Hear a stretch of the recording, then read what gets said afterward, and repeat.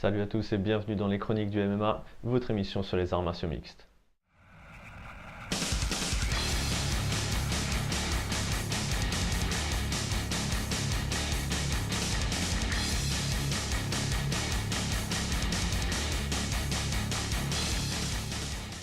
Aujourd'hui, UFC Fight Night 51 qui a eu lieu dans la nuit de samedi à dimanche, avec en tête d'affiche Antonio Silva contre Andrei Arlovski. La carte principale qui commençait avec un combat féminin, Jessica Andrade contre Larissa Moreira, victoire de Jessica Andrade, victoire par soumission dans le premier round. Victoire de Luri Alcantara contre Russell Doane, victoire par décision des juges 29-28. Victoire de Santiago Ponzinibbio TKO dans le premier round contre Wendell Oliveira. Très belle victoire, très beau KO de la part de l'Argentin. Leonardo Santos qui est venu à bout de Escudero. Décision unanime 29-28 selon les juges. Gleison Tibau qui est venu à bout de Piotr Holman. Split decision, c'est-à-dire que deux juges ont donné la victoire à Tibau et un juge a donné la victoire à Holman. Espérons que Tibau pourra revenir à un prochain combat de façon plus décisive. Et enfin la tête d'affiche, Antonio Bigfoot Silva, le Brésilien, contre le Russe Andrei The Pitbull Arlovski. On se souvient qu'Arlovski avait eu une victoire controversée contre Brendan Schaub en gagnant par split decision. Il avait à cœur de montrer ce qu'il était capable de faire et grosse victoire d'Arlovski qui gagne dans le premier round. KO brutal, crochet du droit qui a mis au sol le Brésilien pour l'achever par hammer fist, coup de poing marteau. Très belle victoire du Russe qui prouve qu'il peut encore faire partie des meilleurs poids lourds de l'UFC.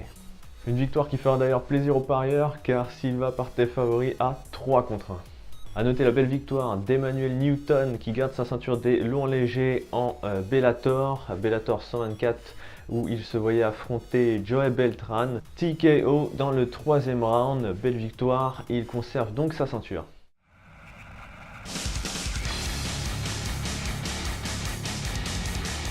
En bref, on se souvient de la méchante blessure d'Anderson Silva quand il s'était cassé la jambe dans son combat contre Chris Weidman. Et bien c'est encore arrivé en RFA, le RFA 18 où Adrian Cruz a vu son coup de pied paré par Justin Lin et sa jambe fractionnée. Alors la blessure n'était pas aussi violente que celle d'Anderson Silva. On peut voir sur les images qu'au moment de reposer le pied, le combattant se rend compte qu'il y a quelque chose qui ne va pas avec sa jambe. Il essaye quand même de parer un coup juste après avec la même jambe, ce qui est quand même vachement courageux de sa part. Et le combat a ensuite été arrêté par l'arbitre et donc victoire de Justin Lin. On a appris dans la semaine que Nick Diaz, qui venait de re-signer avec l'UFC après un long moment d'absence, bien qu'il a été arrêté par la police californienne pour entre autres conduite en état d'ivresse. On espère que ça ne remettra pas en cause sa participation à son combat avec Anderson Silva. On a appris de la part de Dana White qu'Alistair Overeem, malgré sa défaite face à Ben Roswell, eh bien, il aura le droit à un nouveau combat en UFC. Malgré son bilan en UFC assez moyen et son salaire très élevé, eh bien, il aura le droit à une nouvelle chance. On espère que l'ancien champion de K1 pourra revenir sur le devant de la scène. Toujours d'après Dana White, eh bien, Georges Saint-Pierre, GSP comme on l'appelle, eh bien, il aura le droit à un combat pour le titre dès qu'il aura décidé de revenir à la compétition. Il aura d'ailleurs le droit de choisir son adversaire selon le président de l'UFC. Khabib Nurmagomedov, le combattant lightweight russe, a déclaré qu'un combat contre le champion Anthony Pettis serait de l'argent facile pour lui. Il continue sa quête pour le titre et on espère que ça donnera un beau combat dès son retour.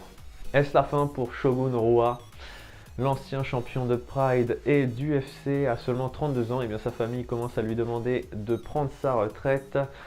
C'est vrai que le combattant est sur le circuit depuis des années et qu'il a été au bout de guerre.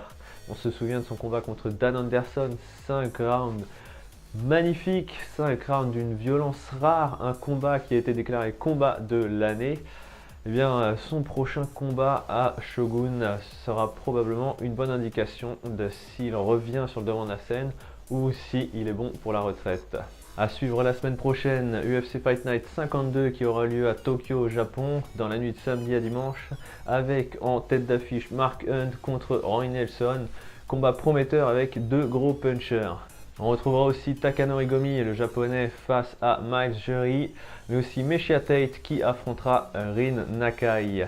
Voilà, c'est tout pour aujourd'hui. On se retrouve la semaine prochaine dans les chroniques du MMA. Salut à tous!